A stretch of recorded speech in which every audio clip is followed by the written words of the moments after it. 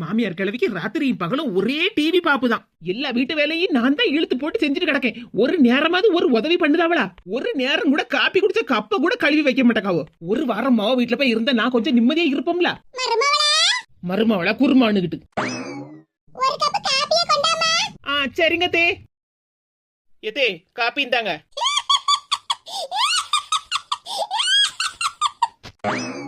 எதே என்னாச்சு உங்களுக்கு? என்னாச்சுன்னு சொல்லுங்க தே.